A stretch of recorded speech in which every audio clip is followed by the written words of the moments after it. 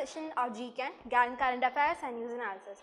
Before we go on to today's session, there is an important announcement which I have to make, is that we will be doing current affairs from alternate days today. So tomorrow there won't be any class and I will be taking Thursdays and Fridays together on Friday. So we will have 4 classes in the alternate days, Monday, Wednesday, Friday and Sunday. In between these days like Tuesday, Thursday and Saturday, we will be actually publishing some polls in our official Gallant IAS channels. So please, there will be 5 questions, a prelims based correct prelims based pattern of 2023.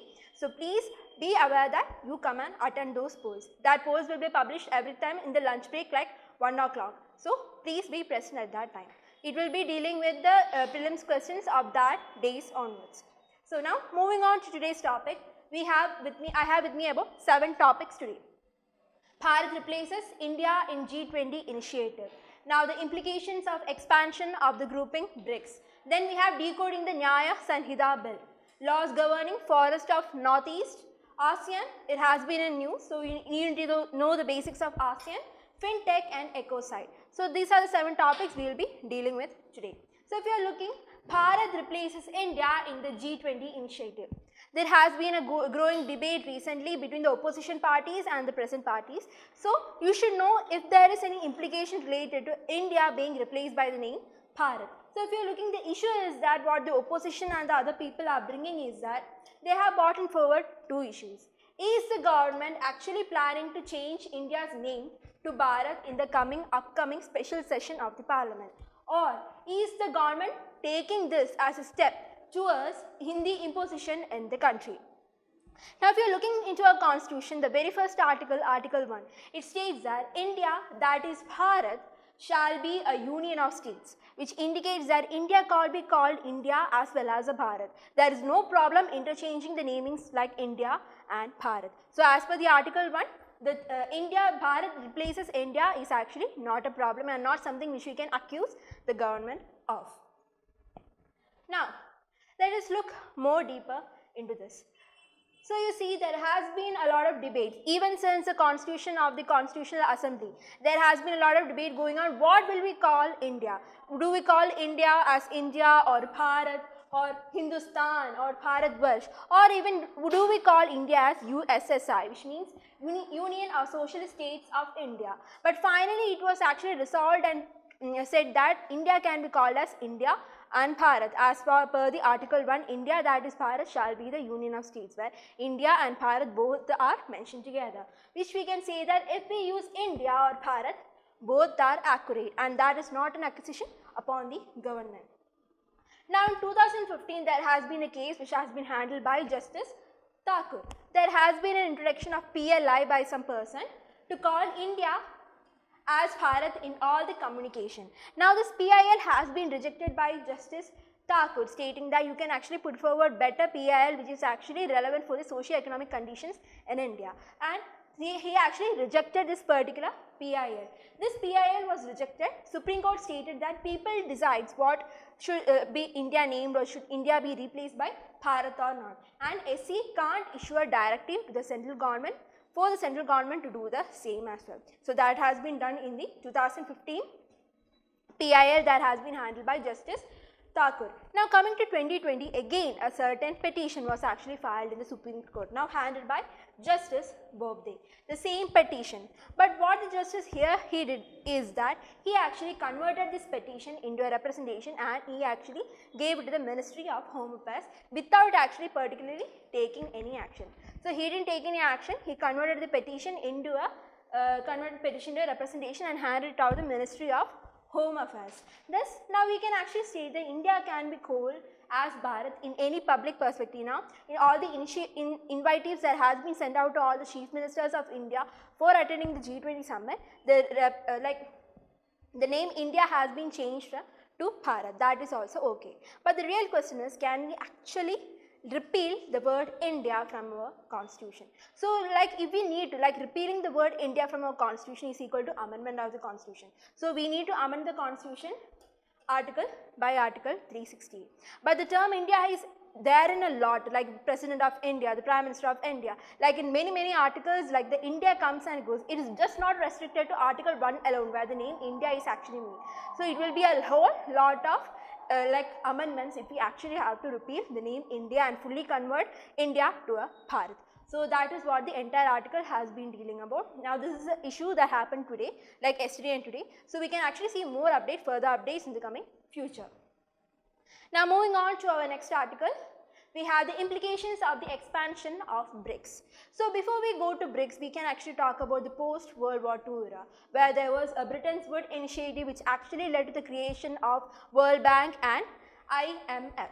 So if you are looking all over this years, the World Bank president will be always the American.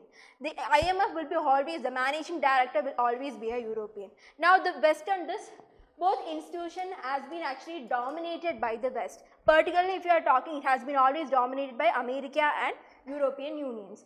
Even the voting rights of such Bretton Woods institutions like World Bank and IMF are based on the size of the economy. It doesn't like even in the United Nations Permanent Council, United Nations Security Council, there are only 5 permanent seats. Even India, if we have a lot of population and even if we have still a global power to stand right now, it is still not actually expanded. We have a legitimate potential to be in the UN Security Council. Even if you are looking the World Trade Organization, they control everything related to trade. All these organizations are mostly Western dominated and there is no role for the global South to play in these institutions.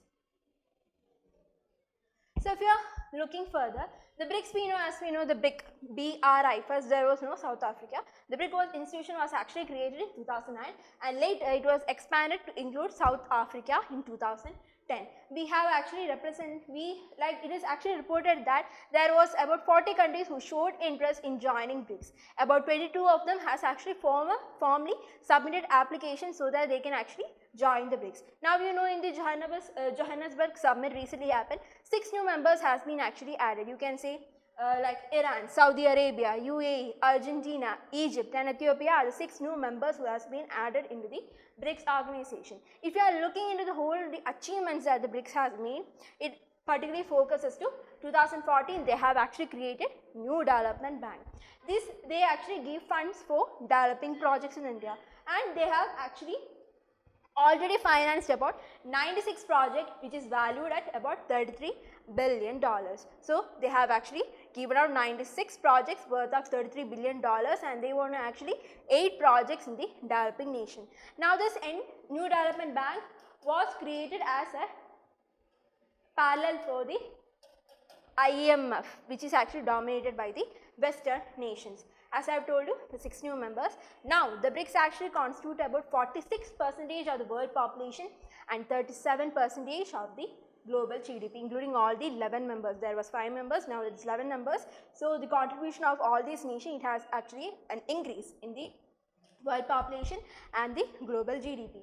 Now, the major impacts of addition of all the 6 members is that there will be on the energy sector. If you are seeing it, out of the global oil production of about per day about 90 million developments of barrels per day creation, the earlier 5 BRICS members had constituted only about 20% of the global oil production. Now this is actually with the addition of the 6 members there is actually an increase up to 42% with countries like Iran, Saudi Arabia and UAE. This proportion on the energy sector has actually doubled. The BRICS is actually now not restricted to Asia alone. We have expanding it to the West. We are expanding to the West Asia to include Argentina, who is actually the 2nd largest economy in the Latin America. So you see here, we are bringing in a lot of groups here. Even you can see that Iran, Saudi Arabia and UAE was not in a good terms and relationship. But now they are actually improving their ties and they are present. The 3 countries are present together in a grouping like BRICS, which is a considerable achievement from the global South as it is now. So that is what the entire article was dealing with today. Moving on, decoding the Nyaya Sanhita bill. So if you are looking at the basic purpose of the criminal justice system that is in India, there are 2 purposes that the criminal justice system actually serves in India.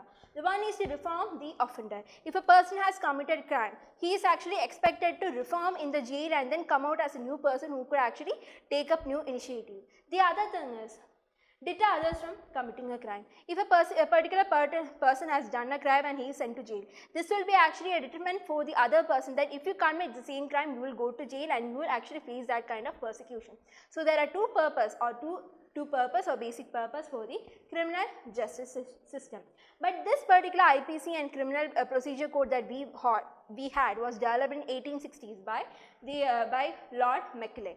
But the problem with that particular criminal justice laws were that they were not democratic. They were not democratic because there was no participation of Indians for the development of these laws. It is 1860. This has been more than one and a half centuries, and now it is actually important that with the going on time we need to actually make particular changes in them. So what are the particular changes and why do we actually need certain changes? So if you are looking in section 309, where suicide was actually considered as a crime back then.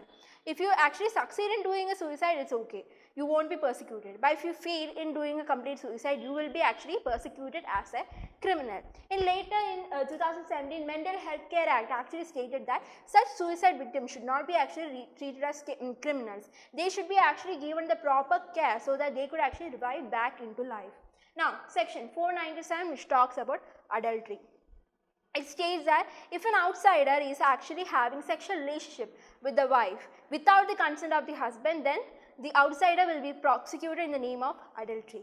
But at the same time, the outsider is having sexual relationship with the wife under the consultation of the husband, now that is not considered as an adultery. Now this law, this section 497 of the IPC actually states that wife is the property of the husband.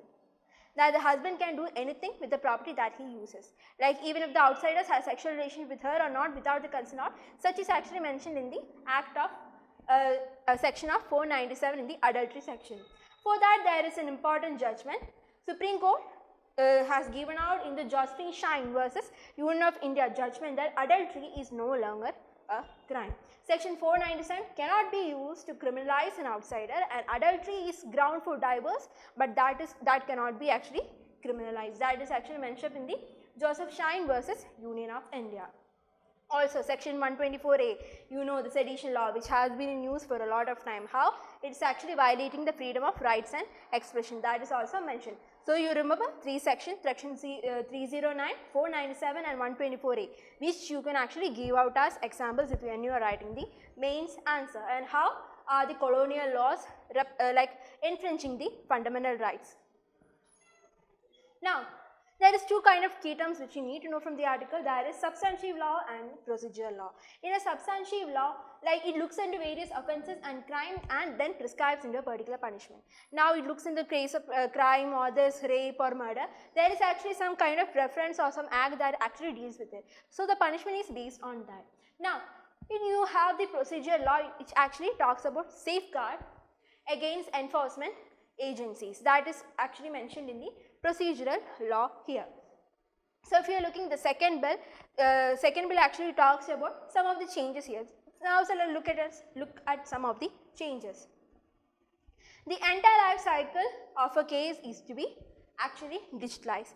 When there is a filing of charge sheet of the like the investigation of the case going, any of the judgments coming, everything should be actually digitalized, and that will be based on the digital record keeping.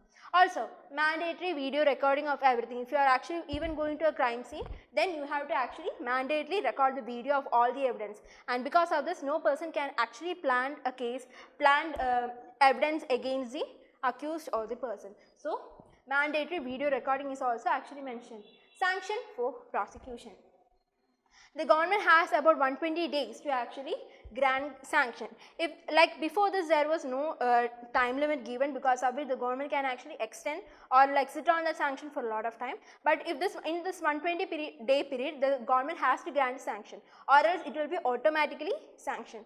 Like even in that case there will be no prior sanction required if a public servant is actually accused of a sexual offence or human trafficking and such.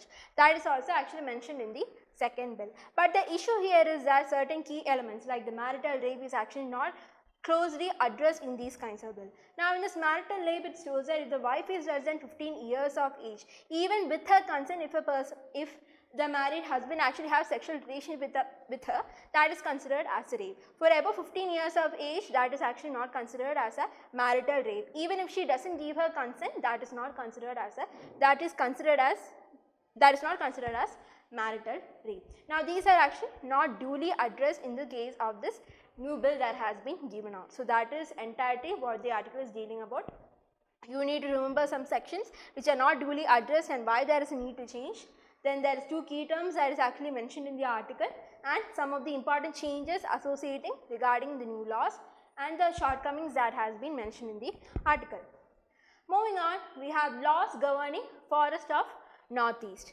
As per the Indian definition of the forest, it states that area greater than 1 hectare, when there is actually a lot of tree in an area covering greater than 1 hectare and has a tree cover of about 10% with the tree height about 2 meters, that is actually considered as a forest. No other area which actually does not come under the definition was actually considered as a forest. But in the 1996 Supreme Court judgment of the Godavarman case stated that forest can include any other area as well and not just the dictionary definition. Any other forest area that has been declared by state and central government will also come under the definition and it will be actually called as the recorded forest area. It can come under private, it can be come under community, it can come under the government or the central government. But any such notification if released by a government, that will also be considered as a forest and it will be actually called as a recorded forest area. Now this is what a forest is, what the Godavarman judgment is and also what is recorded forest area is. If we are actually coming back into this article, let us say this is actually exclusively dealing with the forest cover and areas of northeast. So if you are looking, northeast, more than half of northeast comes under the recorded forest area. Now all the tribals and the forest was actually protected by the Forest Rights Act of 2006. Without the permission of the community or the tribals, you actually cannot divert the forest land for any non-forest use. It can be for constructing a bridge or road or railways. No other activities can actually take place. You can't convert a forest to a non-forest use without actually the permission of the community. But with the new amendment, the Forest Right Act amendment of 2023, this was actually changed. The forest land can now be actually converted for forest, non-forest use. Like particularly they are dealing with, you can actually convert this forest for laying down roads, railways and for any strategic project which is actually nearer to the international boundary area to up to 100 kilometers for the case of national security. For all this, there is no requirement of even about a forest clearance actually needed. The forest can be converted for non-forest activity for all these purpose and for that purpose a forest clearance is actually also not needed. Now as I have told you, the entire northeast comes off of the forest land, the northeast comes under the recorded forest area. Now this actually amendment is posing a problem or threat for them. Now if you are looking, this is going to affect the entire northeastern states. So if you are looking like particularly some states like Mizoram and Nagaland has put forward some resolutions and passed in their assembly stating that this amendment doesn't apply to their regions. They actually comes under the 6th schedule. So they have a special status. All the parliamentary laws does not actually pass into these particular states. So like if a parliament law has to apply to those states, the legislative assembly of these states, particularly Mizoram and Nagaland, have to actually put up a resolution that these particular laws will be applicable to their space as well. So but this law doesn't come under for states like Tripura and Assam, because of which the parliamentary laws will actually be available, that the Forest Right Act amendment will be actually available to this Tripura and Assam, but not to states like Mizoram and Nagaland. They are actually protected by this Article 371A and 371G, stating that no parliamentary law shall apply to these states of Mizoram and Nagaland unless the state legislature passes a resolution accepting this law. So that is what is talked in this entirety of article. This law, if the state assemblies pass a resolution, like particularly Mizoram and Nagaland pass a resolution that if the parliamentary laws won't be applicable, then it won't be actually applicable. So that is what the entire article was dealing about. Moving on, there is a small topic we have to discuss about ASEAN. So you see, ASEAN is actually consists of 10 members. If you are looking back, the initial 5 countries actually creating ASEAN is Singapore, we have Indonesia, Malaysia, Thailand and Philippines. In 1967, about 1967 August 8, with the Bangkok Declaration, these 5 countries was actually created ASEAN grouping. Later the other 5 members has actually joined. You can see this Myanmar, Laos, Vietnam, Brunei and Cambodia are the other 5 states which have actually joined ASEAN. This was created in about 1967. ASEAN is a very important topic for your international relations.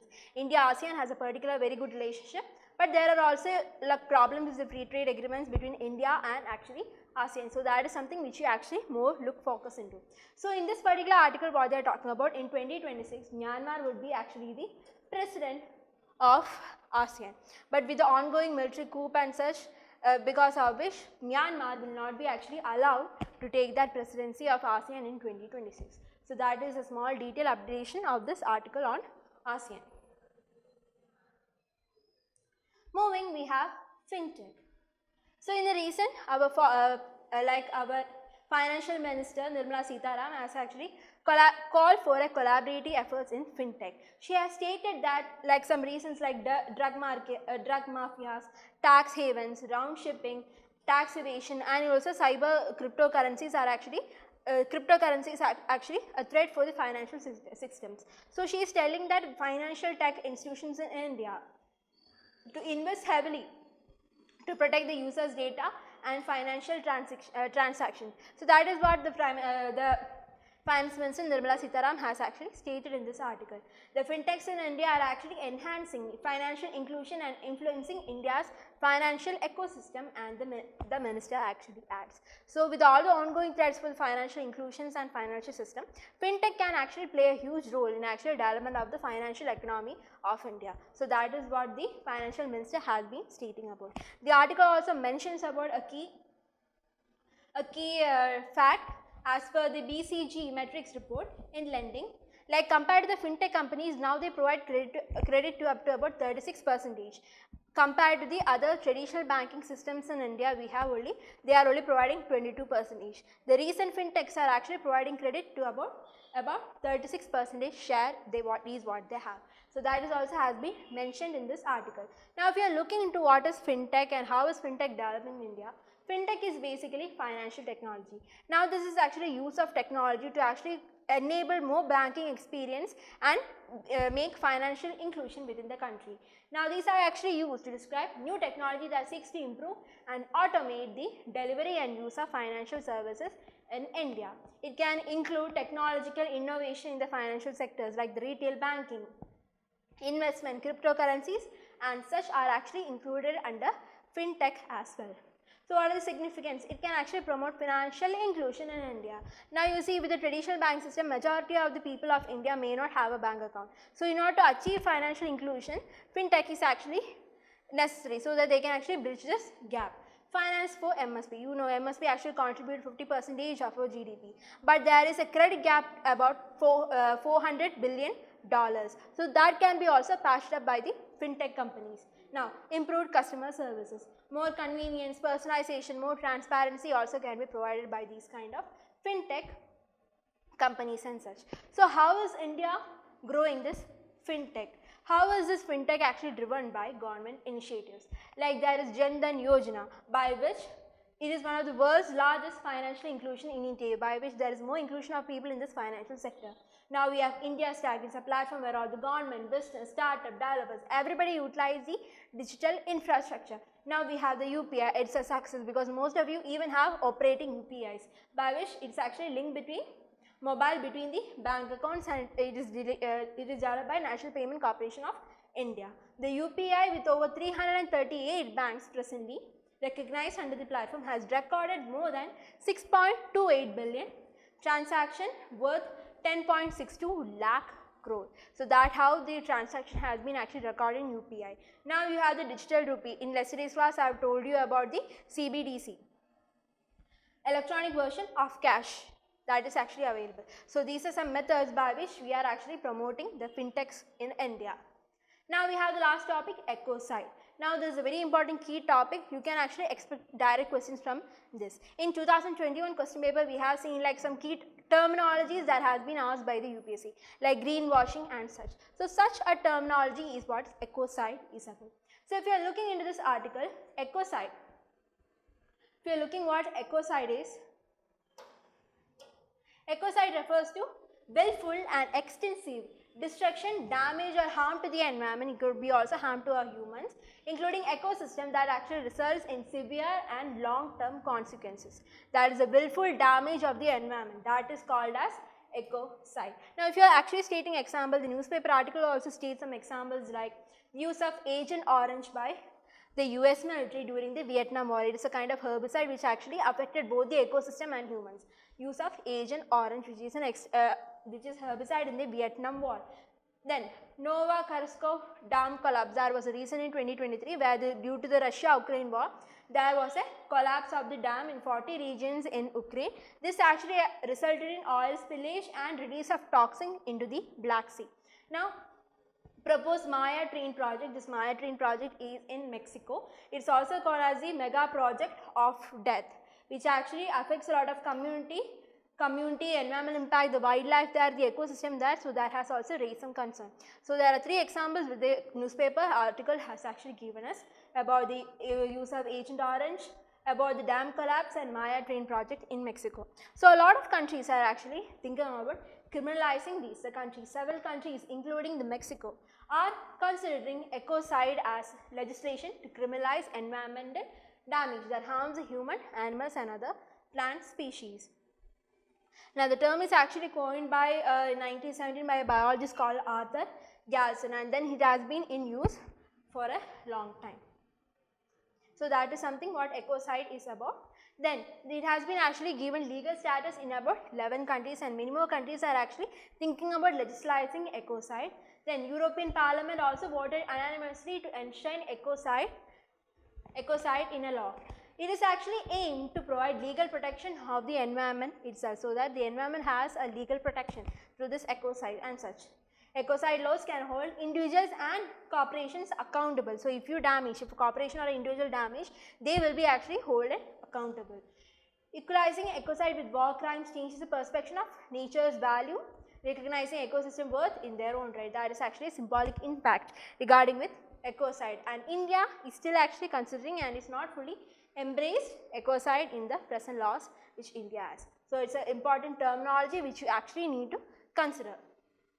Now, if you are looking into some practice question, first question, with reference to India, consider the following: nationalism of bank, formation of regional rural banks, adoption of village by bank branches. Which of the above is considered a step taken to achieve financial inclusion?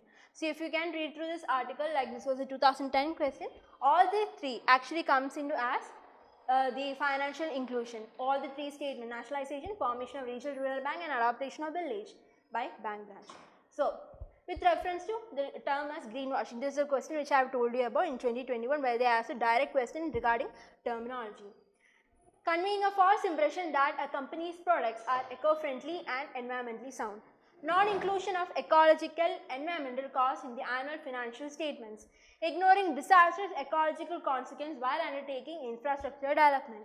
Making mandatory provisions for environmental costs in a government project or program. Here the answer is the first statement: conveying a false impression that a company's products are eco-friendly. So like you might actually get confused with a lot of statements here, but for key terminologies which actually comes in the news, it's very important that you know what that particular deals with. So now you know what ecocide is, and so that I believe that you won't forget the statement when this is asked in the next year prelims as well. So that is it for today. We will be seeing again not tomorrow but on Friday. So that is, thank you, have a nice day.